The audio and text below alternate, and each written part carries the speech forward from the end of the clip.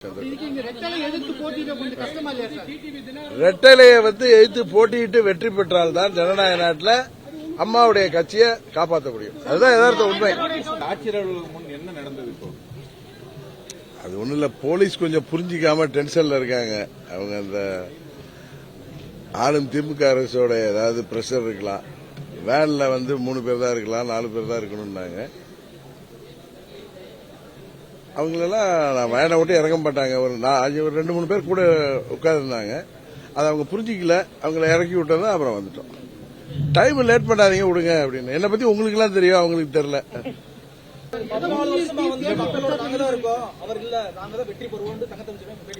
சரி, அவரெல்லாம் பேசி அவர் ஏதோ பாவம் விரக்தியில பேசுறதுக்கெல்லாம் பதில் சொல்ல வேணாம்.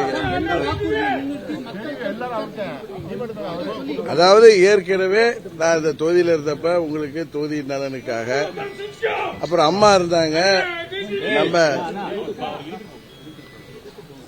முன்னாள் அமைச்சரா முதலமைச்சரா சகோதரர் OPS எல்லாம் இருந்தப்ப நம்ம எல்லா திட்டங்களையும் பெற்றிருந்தோம்.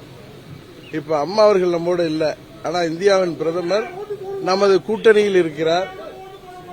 அவர் தலைமையிலான கூட்டணியில் நாம் இருக்கிறோம். வெற்றி பெற்றவுடன் மோடி அவர்களிடம் நமது தொகுதியின் தேவைகளை நான் உரிமையோடு கேட்டு பெற்றுத் தருவேன் சொன்னேன். அதனால என்னென்ன வேணுமோ நம்ம தொகுதிக்கு அதெல்லாம் தெரியும் எனக்கு.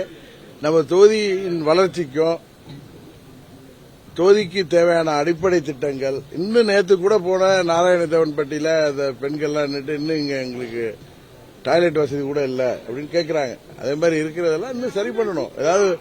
அதாவது என்னெல்லாம் தேவையோ தொகுதிக்கு நலனுக்கு அதையெல்லாம் நிறைவேற்று. 3 நாள் சுற்றுப்பயணத்தில் உங்களோட இருக்கோம் சார். இப்ப அம்மா மறைவுக்கு பின் மோடி தான் உங்களுக்கு அப்படின்ற லெவல்ல நீங்க பரப்புரையை கொண்டு போறீங்க. அந்த மோடி முன்னிலைப்படுத்தி பண்ற பரப்புரை எந்த அளவுக்கு மக்கள்கிட்ட ஒரு தாக்கத்தையும் இதை ஏற்படுத்தி? அதாவது இது நான் தாக்கத்தை ஏற்படுத்துன்னு சொல்லல. நான் இங்க பாராளுமன்ற உறுப்பினராக இருந்தப்ப அம்மா அவர்களிடம் சொல்லி எல்லா திட்டத்தையும் பெற்று தந்தேன். நான் பண்ணேன்னு நான் எங்கேயும் சொல்லல. அப்ப முதலமைச்சராக இருந்த அம்மா அவர்களிடம் சொல்லி எல்லா திட்டங்களும் பெற்று தந்தேன்.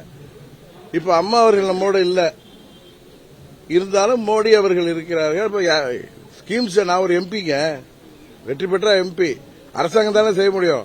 இங்க இருக்கிற நம்ம தமிழக முதலமைச்சர் சொன்னதை கூட செய்யறது இல்ல.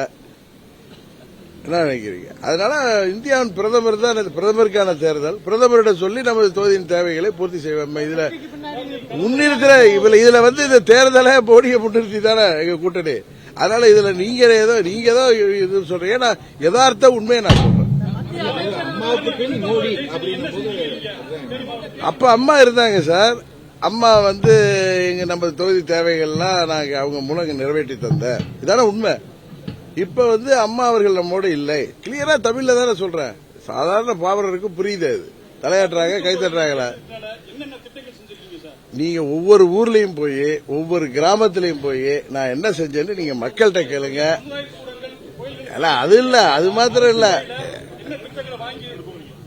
நான் செஞ்சேன்னு சொல்றதை விட அம்மா அவர்கள் தேனி மாவட்டத்தை தத்தெடுத்து எத்தனையோ திட்டங்கள், இன்னும் சொல்ல போனா இங்க மருத்துவக் கல்லூரி கொண்டு வந்தது அம்மா அவர்கள் தான். நான் சொல்ல வேணாம். அதே மாதிரி சேடப்பட்டி கூட்டு குடிநீர் திட்டத்தை கொண்டு வந்ததே அம்மா அவர்கள் தான். இதுபோல பல திட்டங்களை அம்மா அவர்கள் நிறைவேற்றி தந்திருக்கிறார்கள். தொடர்ந்து அதுபோல திட்டங்களை நிறைவேற்றி தர அம்மா அவர்கள் நம்மோடு இப்பொழுது இல்லை என்றாலும் பாரத பிரதமர் மோடி அவர்களிடம் உரிமையாக பெற்று 3வது முறையாக வெற்றி பெறப் போகின்ற மோடி அவர்களிடம் உரிமையுடன் கேட்டு நமது தொகுதியின் தேவையான திட்டங்களை பெற்றுத் தருவார். நான் அவர் என்னைக்கு சொல்றாங்களோ அன்னைக்கு நான் போவேன். அதிமுக மீட்கிறதுக்காக அமமுக ஆரம்பிச்சிருக்கீங்க. இந்த வெற்றி மூலம் அதிமுக மீண்டும் மீட்க முடியும் நம்பிக்கை உங்களுக்கு இருக்கா? நாங்க 2 பேரும் ஒன்னா இணைந்திருக்கிறதே அம்மாவின் தொண்டர்களிடத்தில் அம்மாவின் இயக்கத்தை கொண்டு சேர்க்கணும். அதுக்கான முயற்சி தான் நாங்க 2 பேரும்.